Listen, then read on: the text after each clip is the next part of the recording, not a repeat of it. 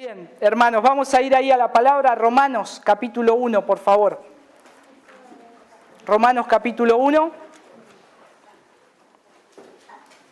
para escuchar lo que Dios tiene para decirnos. Romanos capítulo 1, versículo 16 y 17.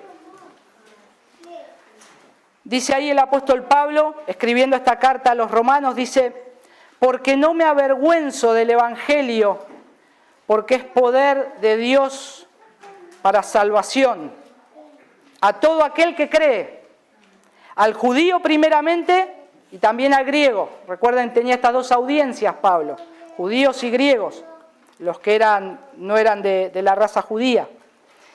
Porque en el evangelio la justicia de Dios se revela por fe y para fe, como está escrito: mas el justo por la fe vivirá. Y estamos viendo en esta serie de cómo tener una iglesia saludable, marcas distintivas de la iglesia, de una iglesia sana, ¿sí? Recuerdan que estamos haciendo énfasis en cómo una iglesia tiene que ser sana, cómo es una iglesia sana. ¿Y por qué? Porque hay iglesias que no son tan sanas. Y una de las marcas distintivas era que la iglesia tenía que poseer una buena predicación de la palabra, ¿no? Una buena explicación de lo que dice la palabra de Dios, para que el oyente, para que los miembros puedan ser edificados por medio de la palabra, no por medio de habladurías, no por medio de inventos humanos, sino que la iglesia es edificada solamente por medio de lo que dice la palabra de Dios, bien expuesta y dada y entregada como el Señor dice que tenemos que hacer. En segundo lugar, lo que vimos fue tener una teología bíblica, una buena teología. ¿Qué quiere decir esto? ¿Estudios, muchos libros? No, sino una interpretación correcta del plan redentor de Dios. Una línea que se traza desde la eternidad hasta la eternidad, que la culminación es Jesucristo. La culminación es el plan redentor de Dios, de querer reconciliar al hombre que está alejado con Dios por medio de su Hijo Jesucristo. Y todo eso se va trazando a lo largo de toda la Escritura, de toda la palabra de Dios.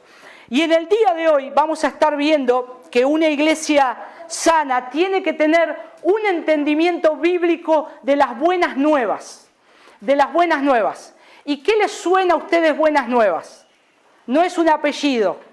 Hay apellidos buenas nuevas, pero no es un apellido. Si yo digo buena noticia, es una buena noticia. Entonces uno se preguntará, ¿cuál es la mala noticia?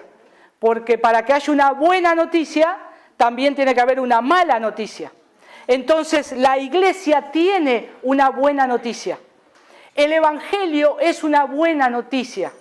Y vamos a ver por qué. ¿Y por qué nosotros tenemos que entender esto y saberlo explicar a todo aquel que quiere acercarse a Dios en arrepentimiento y fe? Y tomo este texto del apóstol Pablo porque es uno de los que más habló del Evangelio. Es uno, si bien estos dos versículos son la síntesis, podríamos decir, o el argumento de esta epístola a los romanos en cuanto al Evangelio de Jesucristo, y la cual después Pablo explica más abajo, empieza a desarrollar todo lo que es el Evangelio. Y Pablo emplea en esta epístola unas 60 veces la palabra el Evangelio de Dios. En el versículo 1, si ven un poquito más arriba, Romanos capítulo 1:1, dice: Pablo, siervo de Cristo Jesús, llamado a ser apóstol, apartado para el Evangelio de Dios. Esa palabra Evangelio de Dios la usa 60 veces en esta epístola. Entonces algo quiere decir.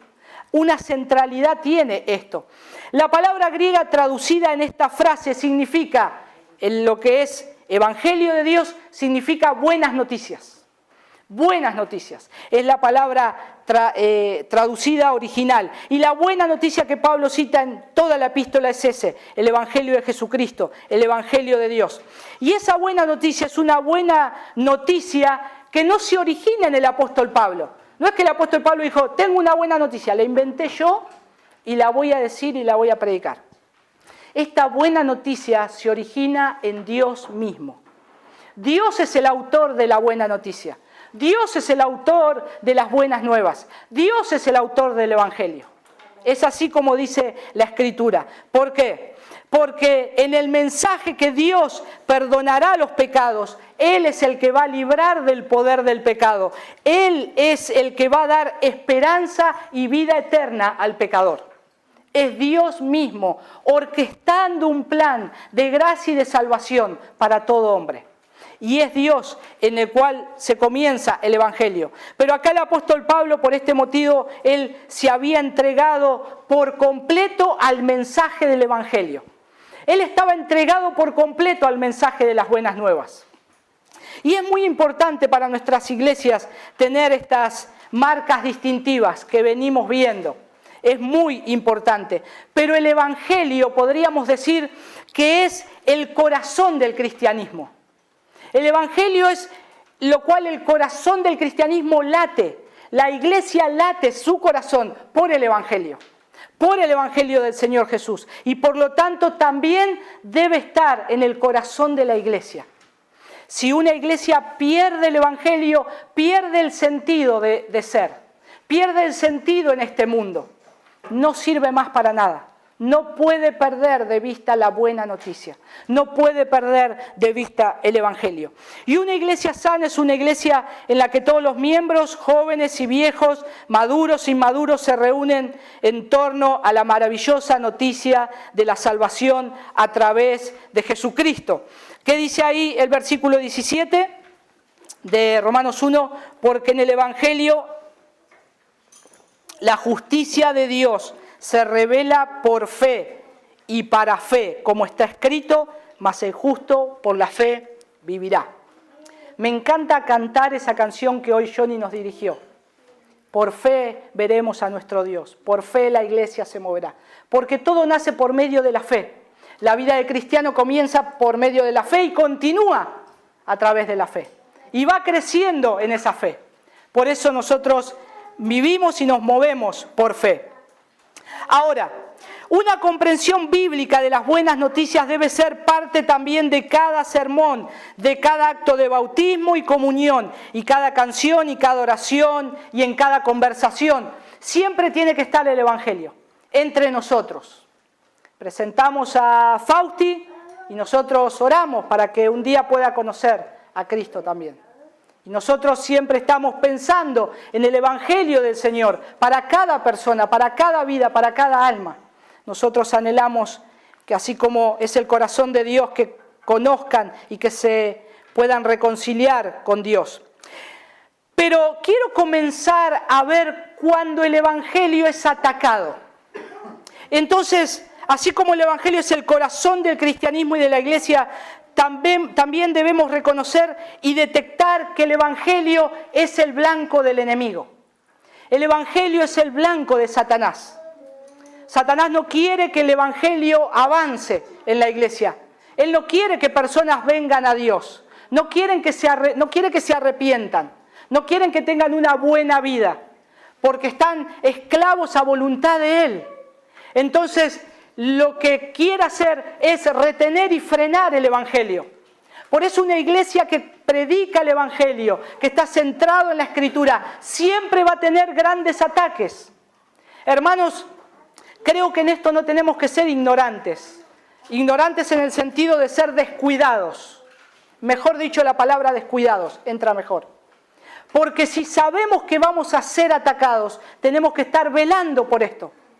Sabemos que vamos a tener oposición, sabemos que vamos a tener problemas, sabemos que tal vez va a haber división, porque Satanás no quiere que una iglesia que predica el Evangelio avance con el poder de la palabra de Dios. Es mejor tenerlos entretenidos con otras cosas, con lo que quieren oír, y entonces hacerles escuchar y divertirlos, pero no quieren que la gente escuche acerca de arrepentimiento y de que vengan a Cristo en arrepentimiento y fe, para tener una vida en abundancia.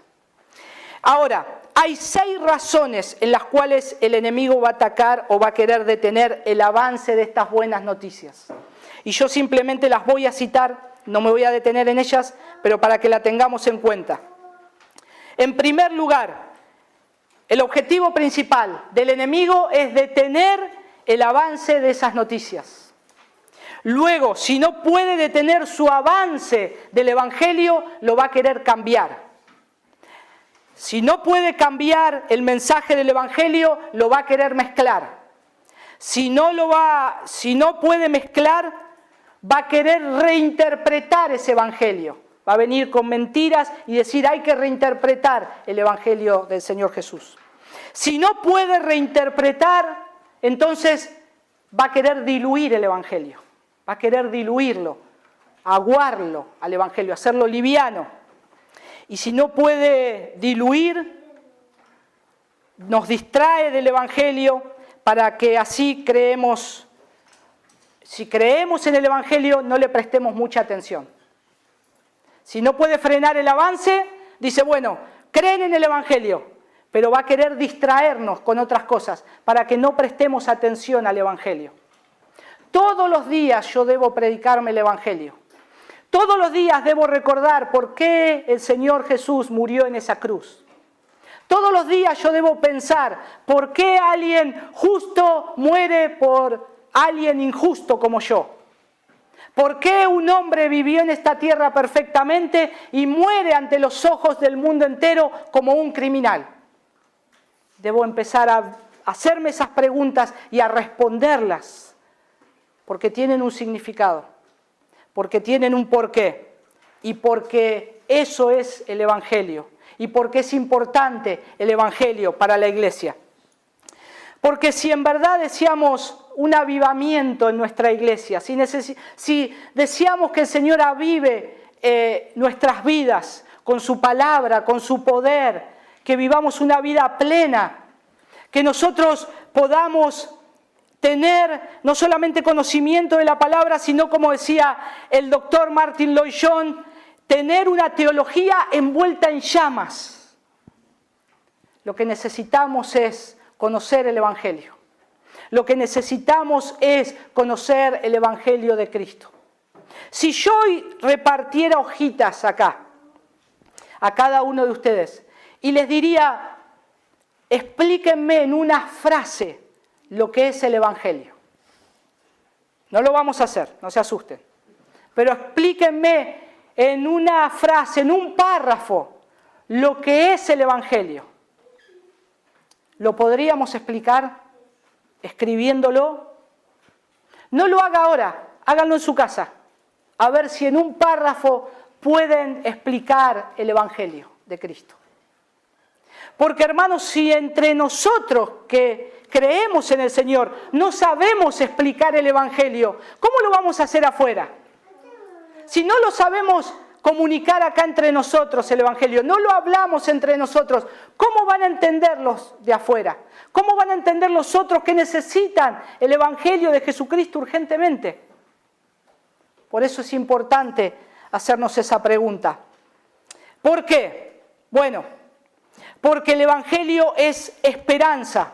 ¿Y esperanza de qué? Esperanza de conocer la gloria de Dios en la faz de Jesucristo. El apóstol Pablo conocía esto. Noten ahí, busquen en 2 de Corintios, otra de las cartas del apóstol Pablo. 2 de Corintios capítulo 4, por favor.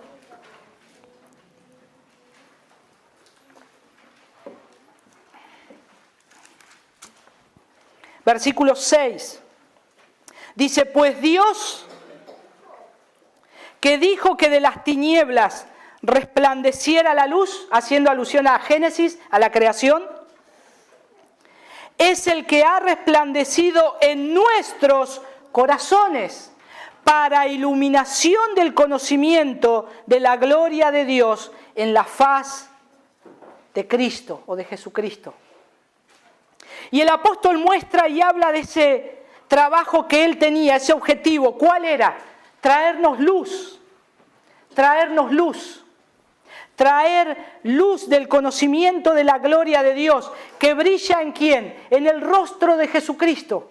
Brilla en el rostro de Jesucristo. Dice ahí el versículo 4 de 2 Corintios 4, un poquito más arriba, dice, en los cuales el Dios de este mundo, noten ahí el Dios en minúscula, el enemigo, ha cegado el entendimiento de los incrédulos para que no vean el resplandor del Evangelio, de la gloria de Cristo, que es la imagen de Dios.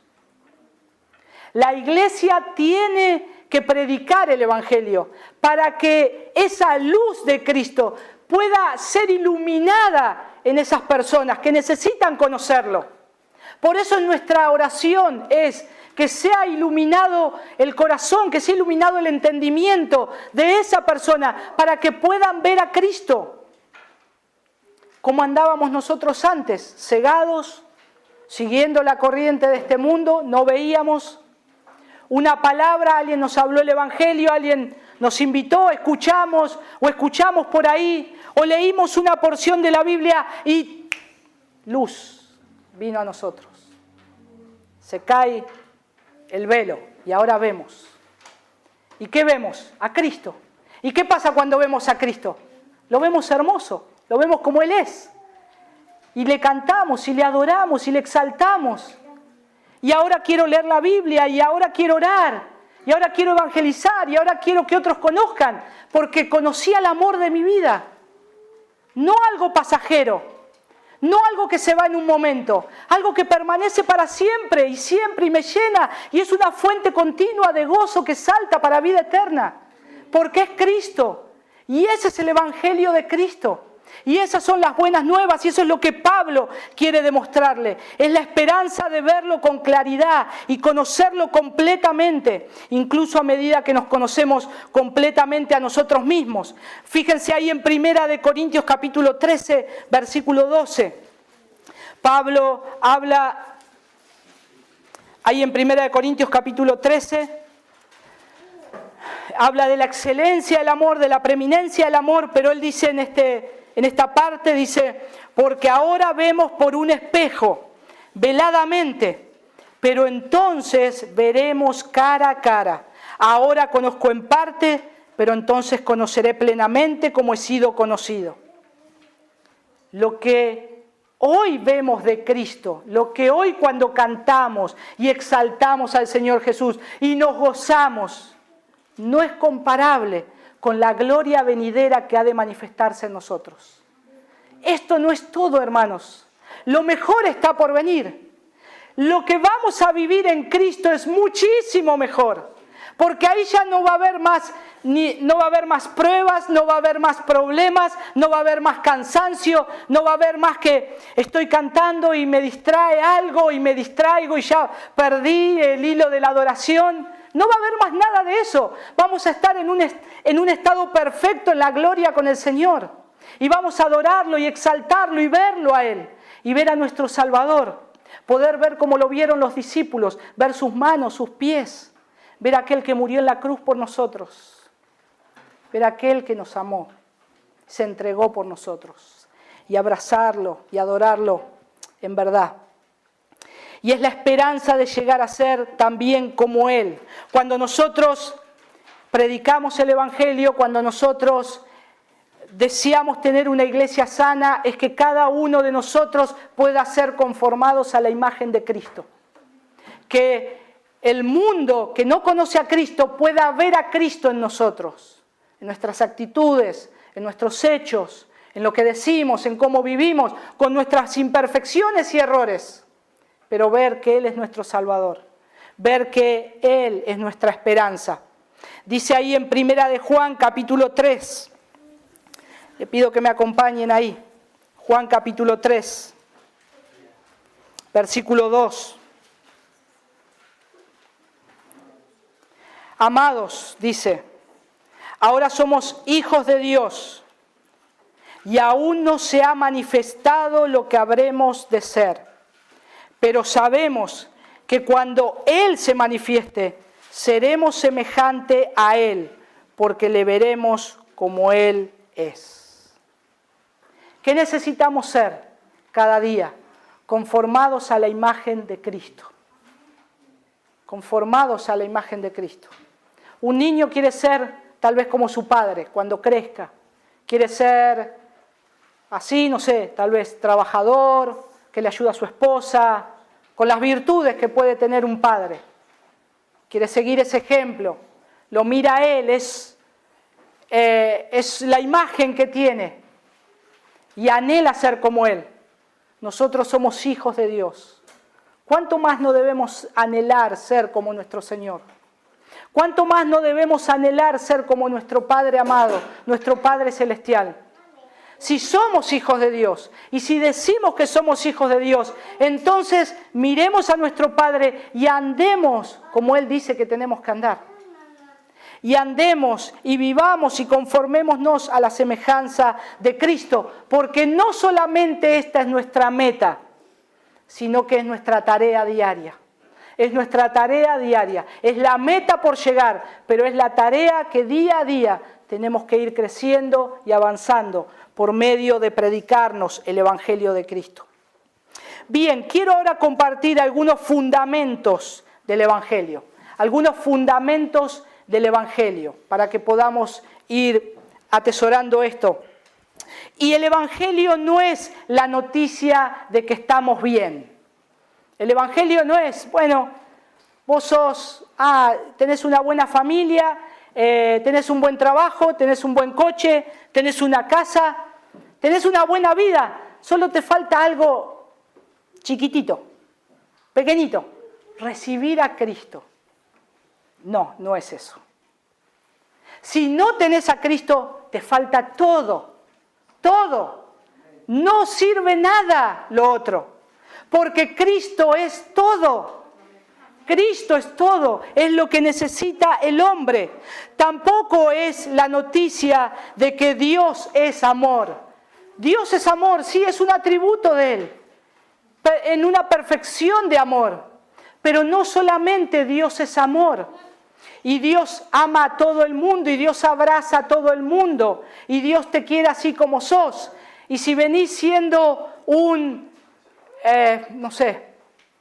pecado feo, el más horrible que se me puede ocurrir, un pedófilo, vení, Dios te abraza, te quiere así como sos.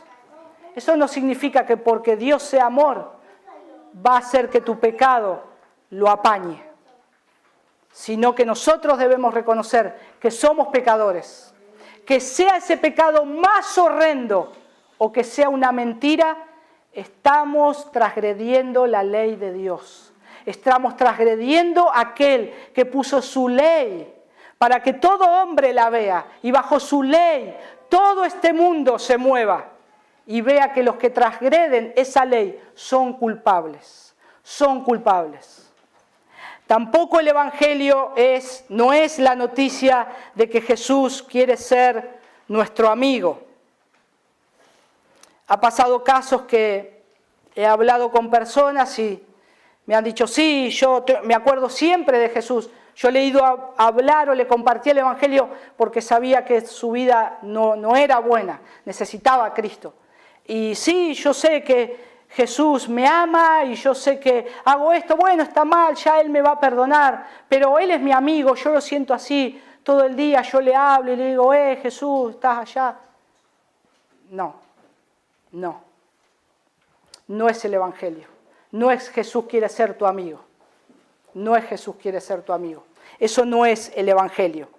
Tampoco no es la noticia de que Él tiene un plan o un propósito maravilloso para nuestra vida. Me gusta cómo lo explica el pastor Ray Comfort. Cuando le dice, está predicando en medio de donde cayeron las Torres Gemelas. Entonces, para la gente y le dice, ¿creen ustedes que tiene un plan maravilloso para su vida? Y dicen todos, sí, todos, Dios me ama, Dios... Bueno, ¿ese es el mensaje para todos? Sí, es el mensaje. Bueno, le dice él, supongamos que es 10 de septiembre del 2001, ¿no? Cayeron las Torres Gemelas, 2001, ¿se acuerdan? 2001. 10 de septiembre del 2001. Tenés una misión, predicar el Evangelio de Jesucristo en el medio de donde va a estallar uno de los aviones en las Torres Gemelas el día siguiente. ¿Cuál va a ser tu mensaje? ¿Que Dios tiene un plan maravilloso para tu vida? Entonces ahí se quedan pensando. Y no, voy a tener que cambiar el mensaje. Pero ¿cómo sabes que le va a pasar eso al otro día? ¿Cómo sabes que va a estrellarse? ¿Cómo ellos saben que va a estrellarse el avión? ¿Cómo sabes lo que te va a pasar unos minutos a vos ahora, dentro de unos minutos, o mañana? ¿Dios tiene un plan maravilloso para tu vida? ¿Ese es el Evangelio? No es el Evangelio. No es el Evangelio. ¿Qué es el Evangelio? El Evangelio es la buena nueva de que Jesucristo murió en la cruz como un sacrificio sustitutorio por los pecadores y resucitó, haciendo un camino para que se reconcilien con Dios. Es la noticia de que el juez se convierte en padre solo si se arrepienten y creen. Eso es el Evangelio de Cristo. Sencillamente, llanamente, explicado en una frase. El Evangelio de Cristo es la buena nueva de que Jesucristo murió en la cruz como un sacrificio sustitutorio por los pecadores y resucitó, haciendo un camino para que se reconcilien con Dios. Es la noticia de que el juez que se va a parar y va a decir condenado o salvo o ven al gozo de tu Señor o fuera al infierno, ese juez se puede convertir en tu padre, que te va a abrazar y te va a abrazar como un padre a su hijo, solo si se arrepienten y creen. Y aquí hay 4 puntos que tendríamos que recordar para compartir el Evangelio de Jesús. Si la base de la iglesia es un entendimiento bíblico del Evangelio de Cristo, de las buenas nuevas, entonces debemos saber cómo compartir el Evangelio de Cristo. Hermanos, sabemos que hay muchas denominaciones que se han llenado de gente que solamente son simpatizantes. Si un doctor, vos vas al médico y te detecta cáncer y él dice, no tenés un cáncer, solo tenés un dolor muscular, tomate una pastilla, andate a tu casa y seguí así tu vida, seguí caminando, seguí por tu camino. Si te duele algo, vení de vuelta, te doy más pastillas. Y esa persona tiene el cáncer ya. Toma esa pastilla, sigue igual, pero el cáncer empieza a avanzar, llega al corazón, muere.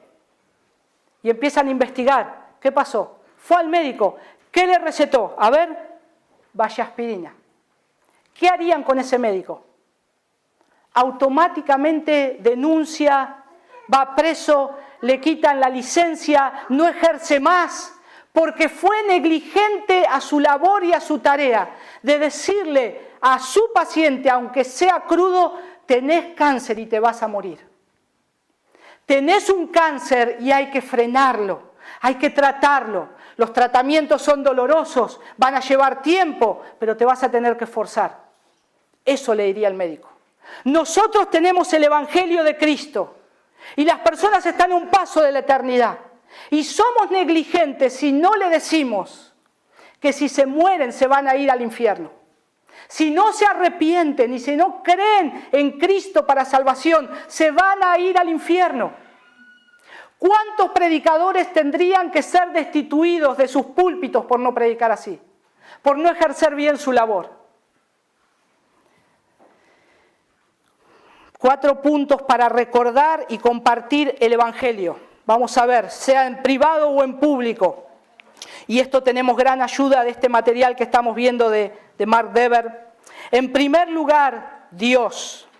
En primer lugar, Dios. ¿Qué es lo primero que dice Génesis, capítulo 1? Fíjense, acompáñenme ahí. Génesis, capítulo 1. ¿Qué dice la palabra de Dios? ¿Qué dice la Biblia? En el principio creó Dios.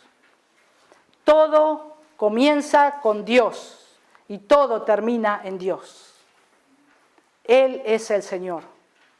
¿Cómo debemos comenzar a predicar el Evangelio? En Dios, en el Creador, en que Él es el Creador, en que Él es el soberano, el que Él es santo, Él es el juez de este mundo, Él es el que gobierna los tiempos. Él es el que creó este mundo y que este mundo parece una gota, una piedra de arena comparado a todo el universo creado a su alrededor, a todos los demás planetas, a todos los demás gigantes. Somos insignificantes, pero a Él le plació crear su mundo y poner personas en su mundo, porque es Él. En segundo lugar, ¿cómo tengo que hablar el Evangelio? En primer lugar, que Dios creó todo, que Dios es el soberano, el santo, el importante, no el hombre. Ahora, en segundo lugar, el hombre. ¿Quién es el hombre? ¿Quién es el hombre? Y nosotros tenemos que recordar, y muchas veces nos hace bien recordar a veces las palabras de los salmos, muchas palabras de los salmos cuando el salmista va diciendo lo que es el hombre, lo que el hombre persigue, pero también el clamor: ten piedad de mí, Señor, ten piedad de mi clamor, escucha mi oración, está atento a la voz de mis oídos. Constantemente el hombre acudiendo a Dios, porque es su Salvador, porque es el Creador. Entonces, seguir con una correcta interpretación de lo que es el hombre. Por supuesto, hermanos, no nos vamos a detener en cada punto, pero yo quiero darles esta entrada para que cada uno de nosotros comience, en primer lugar, sabiendo nosotros, para nosotros, quién es Dios. Viendo lo que dice la palabra, quién es Dios. Y después, ¿qué es el hombre? ¿Qué dice la Escritura que es el hombre? En tercer lugar, ya tenemos a Dios hablándole a una persona de lo que es Dios, de lo que es el hombre, pero que a su vez el hombre se ha alejado de Dios. El hombre, desde nuestros primeros padres, Adán y Eva, se alejaron de Dios, desobedecieron a Dios, se corrompieron. Como dice el apóstol Pablo en Colosenses, dice que antes andábamos en la corriente de este mundo. Antes nosotros hacíamos lo que éramos esclavos de Satanás y hacíamos lo que él quería. Pero después, ¿quién vino? Cristo. Ahora, vamos a hacer un freno acá. Fíjense que Dios es justo, santo, soberano, todopoderoso. Y el hombre es pecador. Y el hombre no alcanza el estándar de Dios. El hombre no alcanza lo que Dios dice su estándar, cumplir su ley. Ha transgredido su ley. Ha fallado a los mandamientos. Entonces, ¿quién puede ser salvo? Por sus propios medios. Nadie. Estamos todos fuera. Estamos todos fuera, como dice Pablo en Romanos. Estamos destituidos de la gloria de Dios. No alcanzamos la medida de Dios. Entonces, eso es una muy mala noticia. Que yo no pueda agradar a Dios y que el juez del universo baje el martillo y me diga condenado es una mala noticia. Pero ahora está la buena noticia. Las buenas nuevas que Pablo predicaba. ¿Cómo se llama? Cristo. Jesucristo. Es la buena noticia, es la esperanza para el hombre. Es la esperanza para el hombre de que si yo puedo explicar quién es Jesús y lo que Él ha hecho, que Él es Dios hombre, que única y exclusivamente se encuentra entre Dios y el hombre como un sustituto y un Señor resucitado. Entonces yo que estoy en problemas tengo que correr a Cristo para que me salve. Y decir, Señor, estoy en problemas contigo, ¿cómo me puedo salvar? Y ahí la cruz de Cristo. Y ahí está esa cruz de Cristo, vacía, porque Él ya ha resucitado, porque Él ha vencido la muerte y su victoria ahora es la victoria de aquellos que creen en Él. Y ahí es donde tenemos que acudir. Y por último, la respuesta. Cuando a una persona le decimos quién es Dios, quién es el hombre y quién es Cristo, obligadamente va a tener que tener una respuesta. ¿Sí o no? ¿Sí lo quiero seguir? ¿No lo quiero seguir? Siempre hay una respuesta. No va a decir, bueno, lo voy a ver más tarde, cuando tenga tiempo. No, tiene que haber una respuesta. Y a veces es difícil cuando se predica el Evangelio. Nosotros lo único que tenemos es la explicación de lo que dice la palabra de Dios, de quién es Dios, quién es el hombre y quién es Cristo. Pero el que cambia el corazón solamente es el Señor. El que hace la obra es el Señor.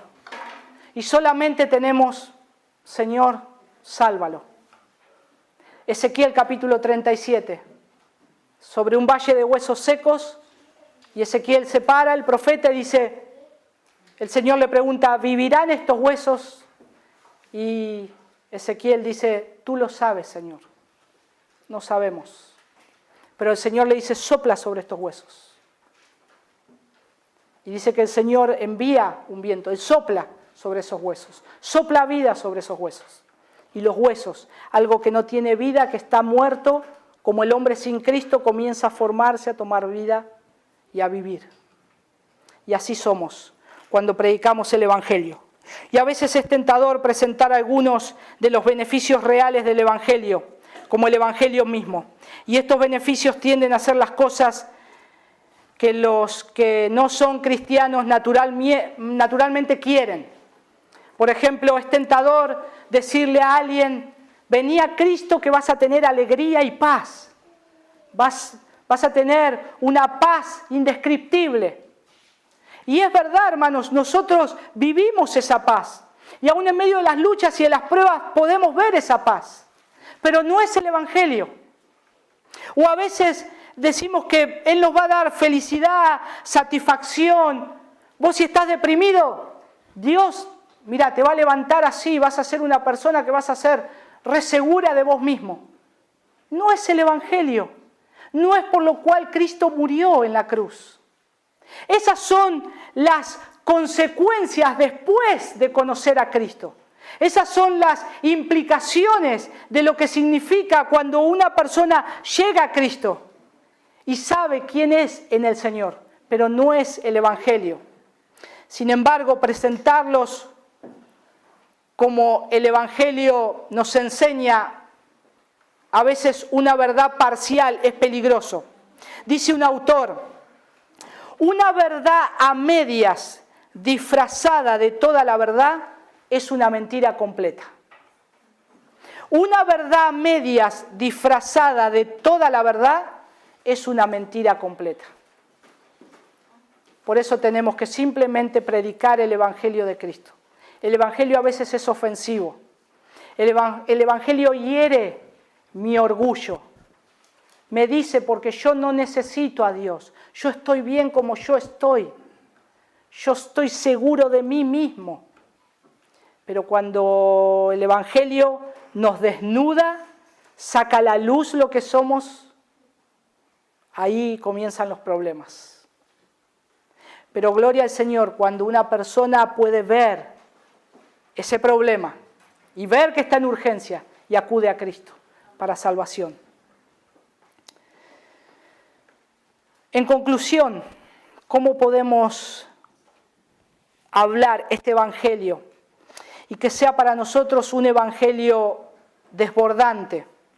Cuando una iglesia es sana y sus miembros conocen y aman el Evangelio por encima de todo lo demás, van a querer compartirlo cada vez más con el mundo. Van a querer compartirlo cada vez más con el mundo.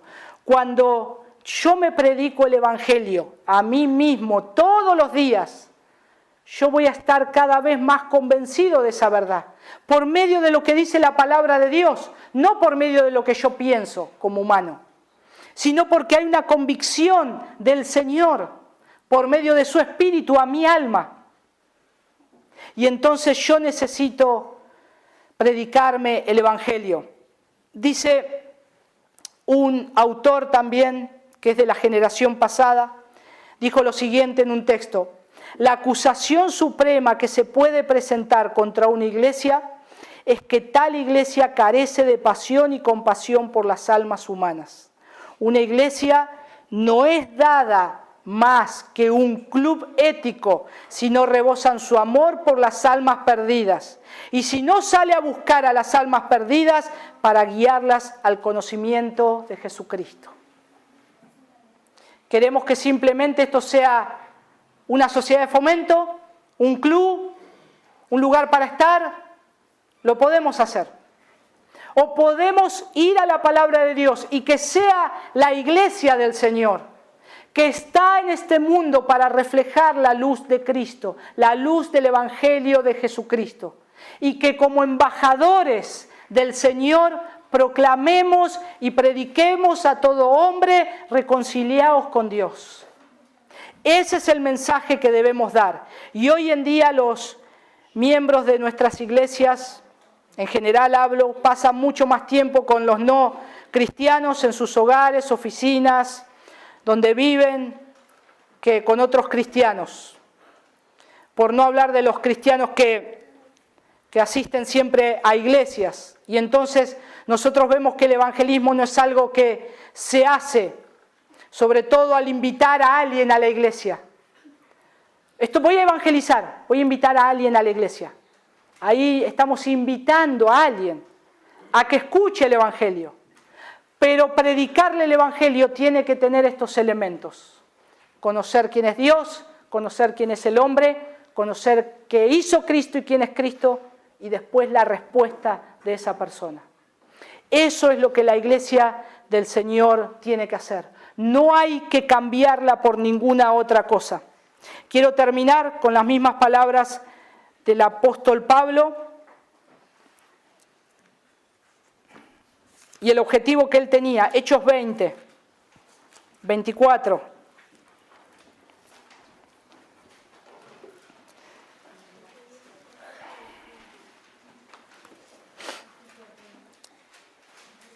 El apóstol Pablo sufrió azotes, sufrió persecuciones, fue apedreado, una vez lo apedrearon tanto que casi queda muerto, todo por predicar el evangelio de Cristo. Pero fíjense lo que él sentía por su llamado. Hechos 20, 24. Pero de ninguna cosa hago caso, ni estimo preciosa mi vida para mí mismo, con tal que acabe el ministerio que recibí del Señor Jesús, para dar testimonio del Evangelio, de la gracia de Dios. Pero en ninguna manera estimo mi vida como valiosa, dice esta versión, para mí mismo, a fin de poder terminar mi carrera y el ministerio que recibí del Señor Jesús, para dar testimonio solemnemente del Evangelio, de la gracia de Dios. Hermanos, que podamos ser una iglesia que vive el Evangelio, que ama el Evangelio, pero que predica el Evangelio.